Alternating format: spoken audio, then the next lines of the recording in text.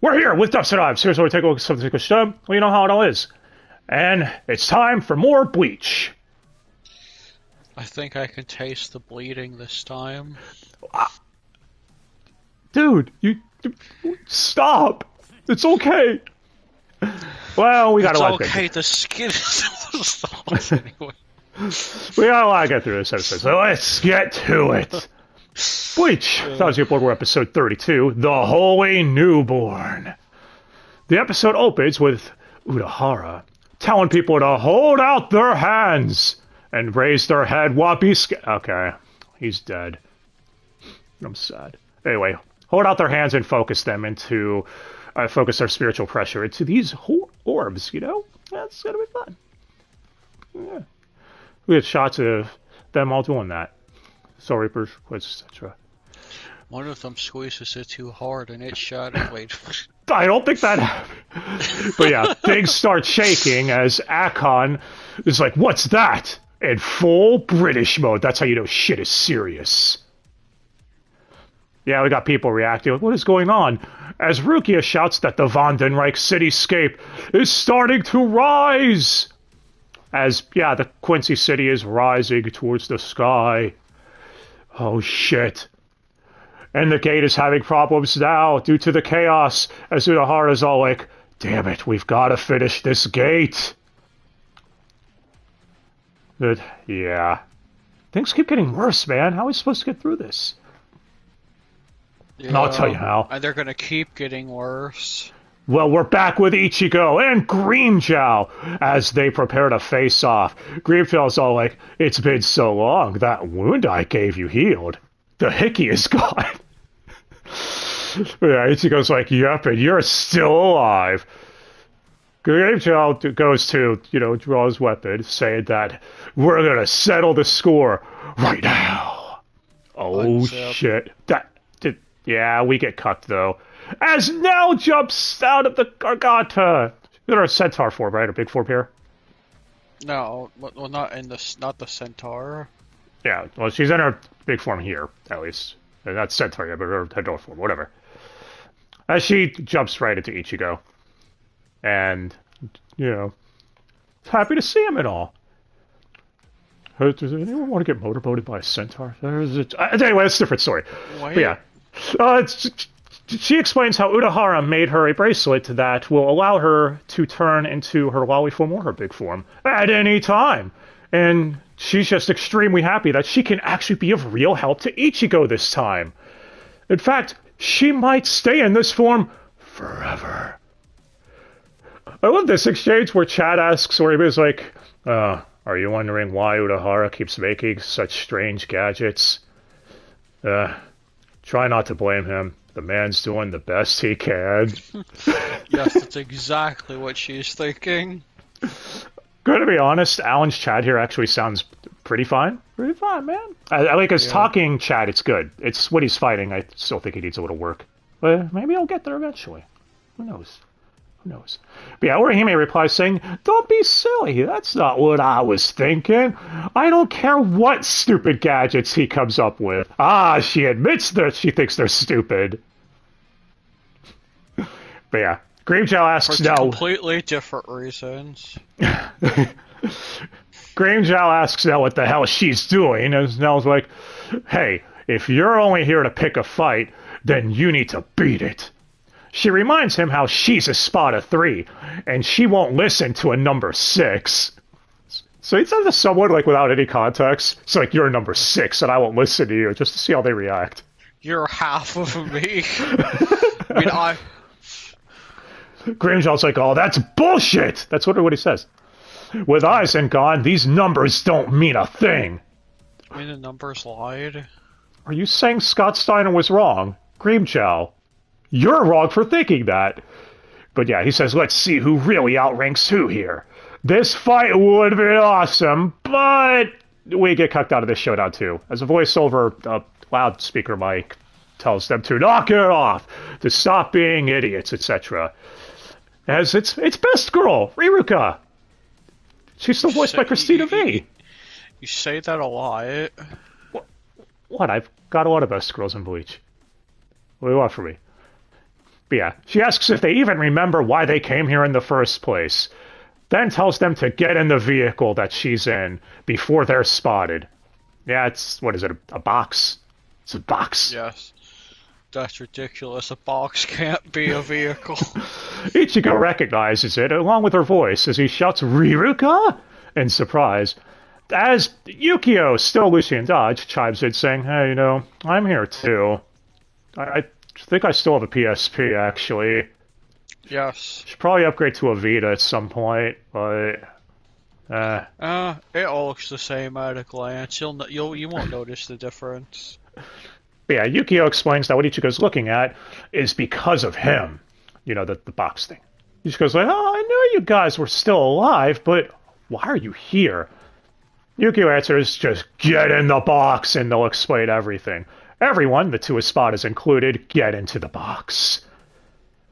Which is like a weird box cart thing that can move on a track. It's just a room. Yep. Yoruichi asks what Ichigo needs to explain to him, and I love Ichigo's outburst here. You're like, what do you mean, Lennox? Everything! Everything! JYB is fucking great here. He still has it, the shouting and everything down. He hasn't missed any of a beat or a step or whatever.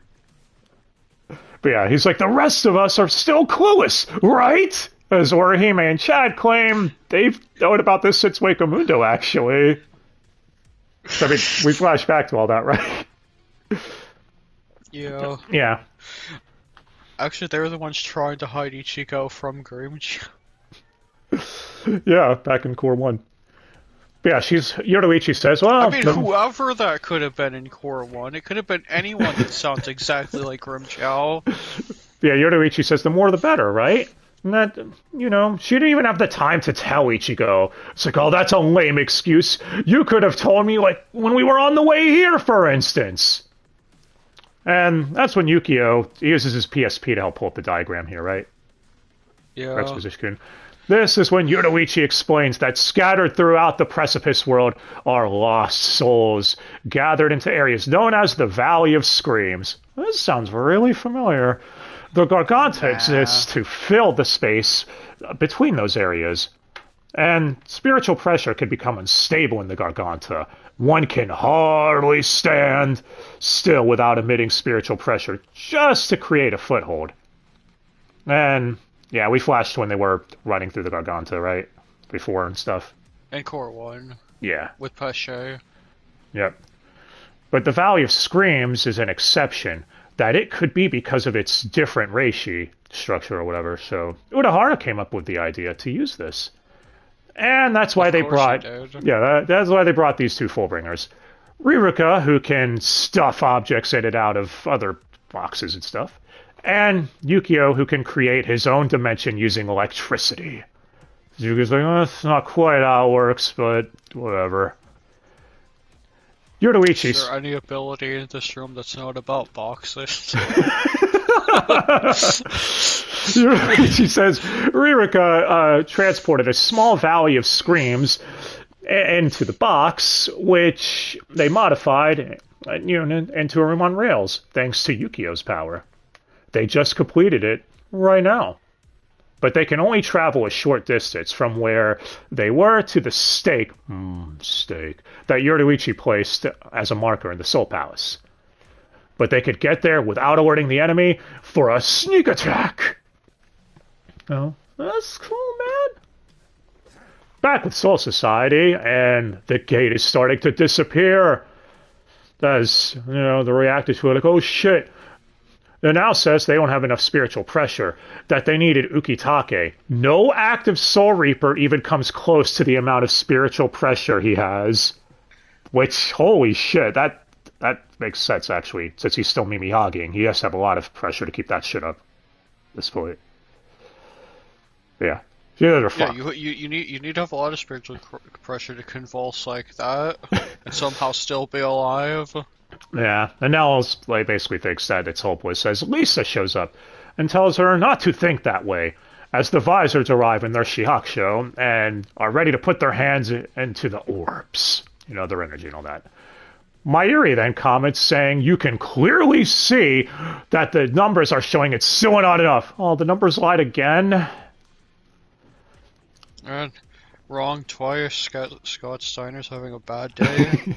He says, use the spiritual pressure amplifier already. As Urahara's like, what? Why didn't you tell us you had this up your sleeve? Mayuri's like, well, I never thought we'd reached a point where I'd have to pull it out of my sleeve.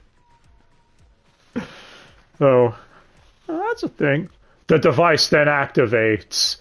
Then, yeah. This stuff in the lab was actually from an earlier chapter in the manga, but they moved it here instead. So. They've been doing a lot of that. Yeah. Take that chapter and push it somewhere else. Exactly, man. Anyway, the gate forms as Shunsui says, you will not have done this in vain, Ukitake. As we see, Ukitake, as Dive mentioned a minute ago, is still mimi-hogging and convulsing on the ground or whatever the fuck he's doing. Also, this line is anime only, too. So, there's that. Yeah. Back with Ichigo and Yoruichi, she says during her attempt to help the Soul King, that's when she drove a stake into the ground. Just like the one below. And if the enemy have not moved since any before, then they'll arrive right in front of them. I don't know why it's so much trouble saying that sentence. She tells Ichigo to hit Yuha with his most powerful Getsuga of all. The moment they arrive. That he can do this. He feels great. He feel good. He spam Getsuga. He Ichigo. Exactly. And that, yeah, she and the others will take on anyone who gets in his way. And I think that her saying that here is new dialogue too, but yeah. Ganju's like, that's right, you just leave the minions to us. Yeah, that worked out well last time, didn't it, Ganju? You did great against the Schutzstaffel. You should probably quit while you're ahead, Ganju. Chad says that they've gotten somewhat of an idea of how the Schutzstaffel's powers work, but not Yuha's. There's a small conversation here where he asks Yoruichi about Pernita's ability. He's like, your arm got fucked up or whatever. And she's like, can you tell us anything about that? She's like, I don't know. Then her advice is to just avoid him. That if possible, she'll try fighting him from a distance if it comes to it. This cuts whatever, I guess. But yeah. Anyway. Orihime says that she wishes that they had asked Ichibei about this. But they don't have the chance. They never got the chance, man. She's sad. Riruka shouts at her. You win some, you lose some. Yeah, this is what Riruka shouts at her to stop whining. That she's just as lost as anyone. But you don't see her moping about it, about what she could and couldn't have done. That the mood's already gloomy as is, without her making it worse. I know you said they added stuff here. To make her sound more. Her dialogue. A lot of words are added to her dialogue to make her come across more soon. Yeah, but it still gets the same meaning across. Yeah. Yeah. Because she seems like because they clearly have to. Because she seems like she's talking a lot in general. Yep. So this small line, obvious. Orihime's like, you're right, Riruka, and she thanks her. Riruka calls her a weirdo and, starts doing the play hitting her tsundere thing. That's when Ichigo asks Grimmjow why he's on their side now. Grimmjow's like, your side? I'm not on your side. If Yuha wins, then there's no more Wako Mundo. And if that's the case, where am I supposed to kill you, you stupid bastard? You stupid bastard was added in the dub. Yeah. He just says, where am I supposed to kill you in sub, and that's it. Yeah. And he said kill instead of kiss. What? Wait. What? Anyway. We all know how they really feel. Yeah, Ichigo says like, fair enough. I love this exchange, I'm going to be honest. Ichigo's other brother besides Renji. He really has a lot of those. Yeah. Now, with the Quincy's, I might as well bring up the cutscene from last episode here instead. Yeah, it was while Yuha was absorbing the Soul King, the Schutzstaffel were actually seated in another room on sofas as they were discussing events. Lee J asking, like, should we be doing something? As Askin had answered him, I mean, if we were on the same level as His Majesty, I think we'd just get absorbed too. That's when Gerard chimes in saying, Hey, Udo, you look a little worried. Don't worry, man. Yuha's all powerful now. He's not one of them fraudulent kings. I know what those would look like. Damn it. Okay, that last sentence I added, obviously. But yeah, that's when Udo comments, yeah, I guess you're right. And that's when Haschwald enters and tells them that the king is dead and been absorbed. Leading us to the events now. This scene was obviously cut because the Schutzstaffel never left the room that Yuha was in when he was absorbing the king. And maybe they thought the Schutzstaffel chilling out on sofas would have been a little too goofy. I don't know, just that thought alone does sound a little goofy to me, personally. Chilling on a sofa is giving semi-exposition. Yeah, so...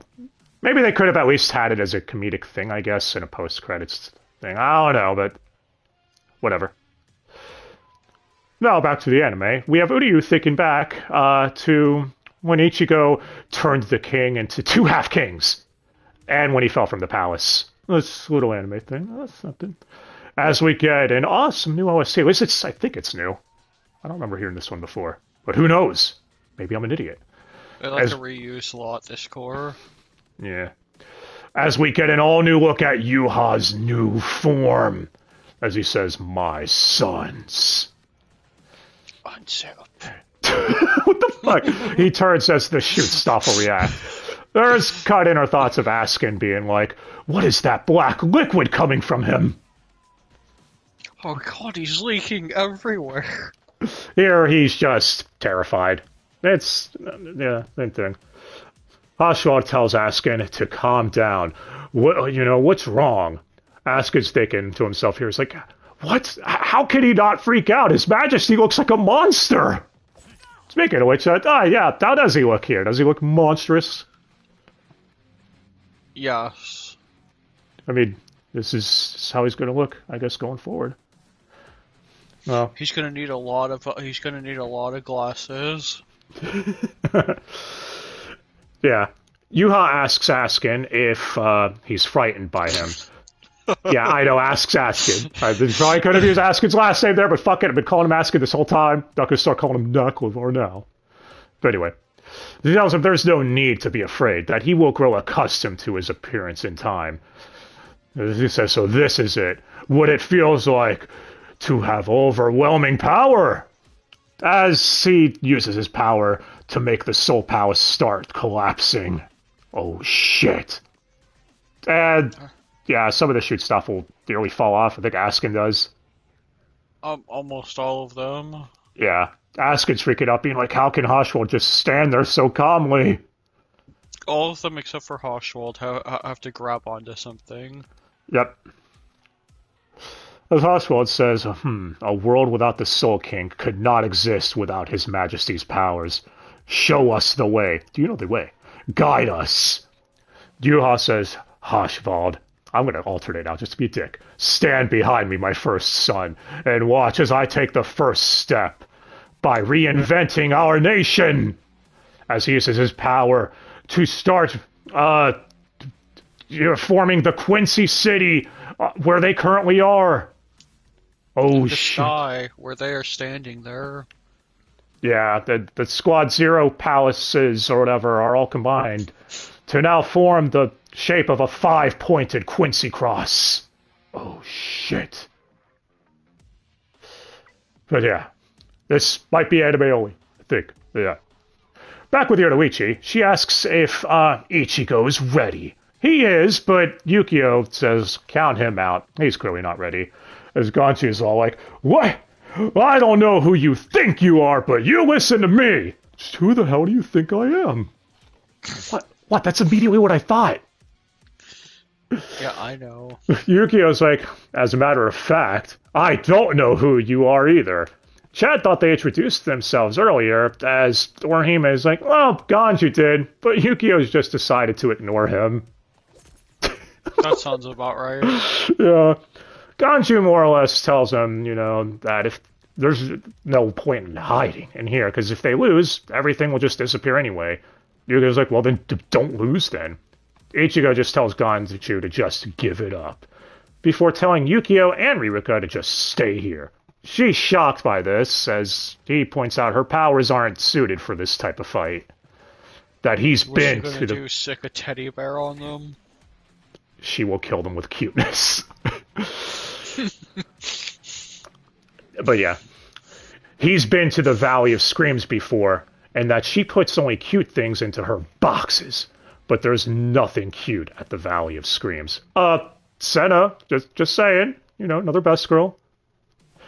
But alright, I might as well bring it up now. You're a whore. Yeah, this 100% confirms that the first film is canon. So, I remember when this came out in the manga originally, that I saw some people being confused who had never seen the first film. Be like, what the fuck is Ichigo talking about? He's been there? So, yeah. Actually, I could be canon. I'm fine with it.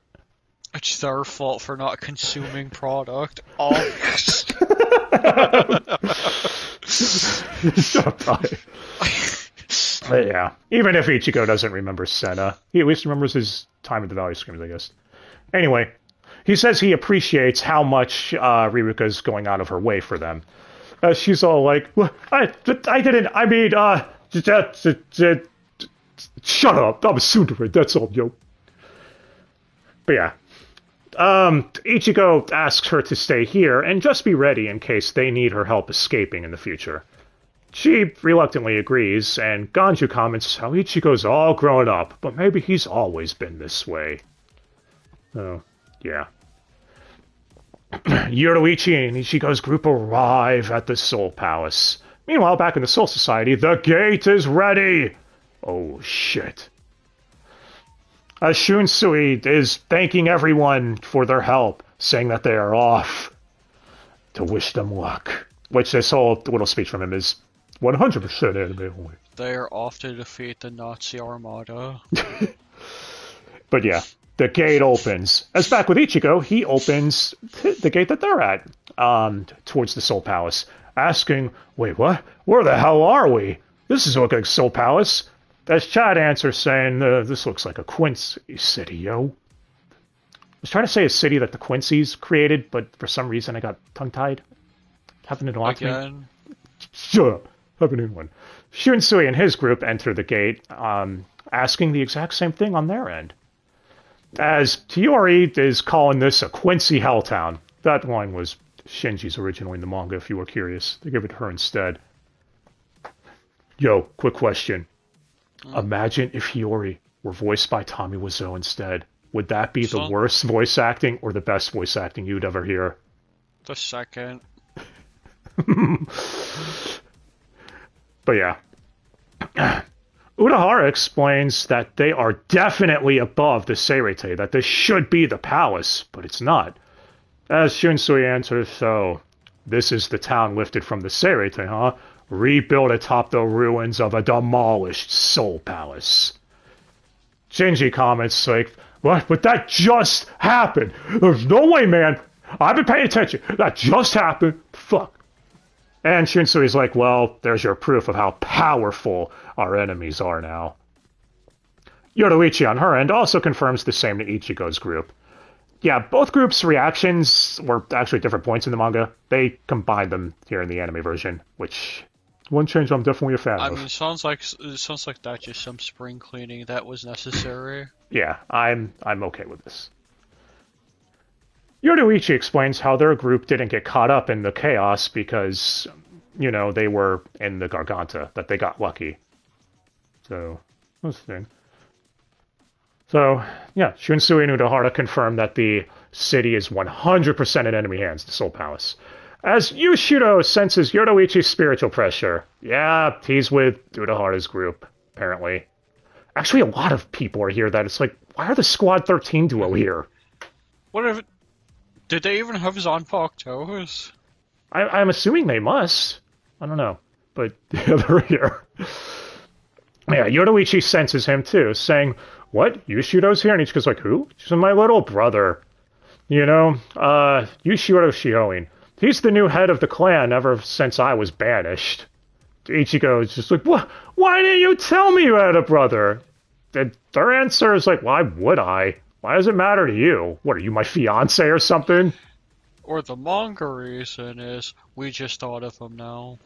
I don't mind it, though, in this case. You know, the hidden sibling trope has always been a thing, but here it does make sense. Yoruichi is the type of person who doesn't talk much about her personal life. So...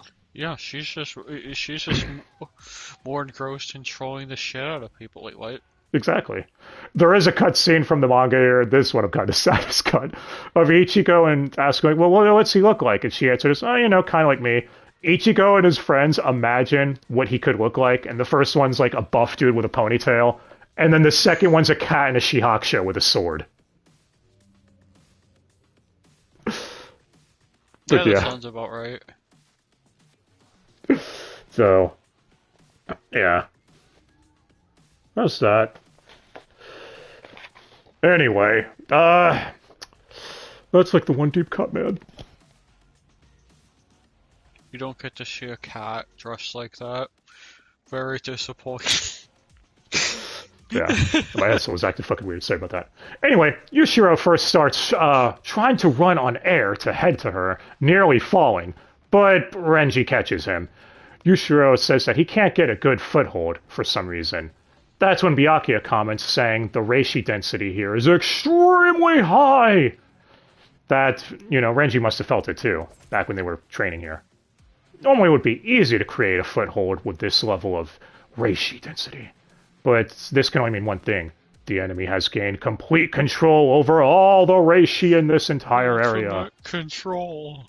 Yeah, that's why they can't get a good foothold. That it makes sense they'd make a battlefield that benefits them and them only. Quincy's can manipulate reishi around them, after all. So, and this would be an easy enough matter for their leader, who did indeed kill the Soul King. That's what Swiftwind's like, yeah, where is the Soul King? I can't even sense his spiritual pressure. Shunsui tells her not to worry, that he can sense Ichigo's party far away. So that's good news at least. And if the Soul King is dead, they can just find a new king after they defeat the enemy. So, you know, that's what Ukitake would say if he could still talk, but he's Mimi Hagiing. Yeah. But it's time to get going. That no matter what happens, they will advance, because they are the court guard squads. And that's when something starts happening, as we see the Sternritters reacting to a castle being built. Yeah, the three Sternritters are here. Will Toto, Giselle, Asby. Yeah, they're like, what the hell? And Shunsui's like, they're practically daring us to attack. Oh yeah, Sternritter's reaction, by the way, was anime only as well. We'll make it more involved. Doesn't want the Sternritters. That's when Haschwald tells Yuha that Ichigo's group and Shunsui's group have both arrived. Yuha says that this castle's walls are destined to be the foundation of the new world, and the one and only true world that will be known as Varvelt, which roughly translates to Castle of the True World. So, you know. Oh, God, oh no, he's gonna give them the finger poke of doom. What the fuck? What? Oswald answers, then we shall kill every one of them, in order to bring about the future reflected in your majesty's eyes, here at Varvelt. As we see the Schutzstaffel all kneeling before Yuha. Oh shit, man. Well, this fight's gonna be on, and the episode ends, you pricks. And the preview this time is by Renji. Yeah, that's the thing. And he's saying, finally, after all this time, my trailer has been out. Okay, that was the episode. Am I the only one who noticed similarities between this and the visual novel Diezire? Well, you're the one around here grossly obsessed with it, so you would notice. Yeah, like, there's the religious symbolism with our main big bads, Yuha and Diezire's big bad Heinrich. Even the relationship between their generals, Yuha Schutzstaffel and Heinrich's Einherjar. Even their castles, one being Varvelt and the other one being Gladsheim. I could keep going, but I think you'll get the point. I won't gush on Diezire all day. Not saying it's a bad thing, it's just one hell of a coincidence, I think. And hey, if you remind me of Diezire, you win. There's probably some loose inspiration. It's possible. Maybe Kubo played it at one point. I don't know. Or maybe it is just one hell of a coincidence. But still, I'm happy with it. Anyway, final thoughts on the episode. Another good build-up episode. You know, seeing Grimmjow, Nel, and even the Fullbringers was kind of cool. Yeah, I know we weren't too kind on the Fullbring arc when we covered it, but Yeah. maybe that's down to the adaptation. I don't know. But I still like seeing him again. Probably was. Seems like there was some filler scenes in that made it come across worse. Well, hey, it's cool they're here, especially Riruka. And then there's the formation of the Quincy City and Varvelt over the Soul King's palace, basically as a pseudo-final fuck you to the Soul Reapers. And yeah, it's going to be our battlefield. That was just him ego flexing at that point. Of course. And hey, the first movie's 100% canon. That's cool. You know, what a great callback for fans of the franchise, I think. I was happy with that. Yeah. No, you need to be upset about it because now you're confused. I'm always confused. I even confuse myself. But hey, Ty, how's the animation? I'm guessing it was good? Yeah. Yeah. Especially with the city I don't think forming. do much without it was a build-up episode. Yeah, but we got to see the city forming and everything. Yeah. Yeah. I mean, most of it was used on forming it and crumbling the Soul Palace. The Soul Palace. Yep. What is that? The rest of it was just people standing around talking. Oh my god. MVP for the dub is no one this week. Oh my god. Yeah, I think everyone did fine. Everyone did adequately enough, except for the usual suspects. Looking at you, Yushiro. Yeah, JYB's outburst as Ichigo is great. David Vincent's Grimmjow, Shaughnessy's Nel.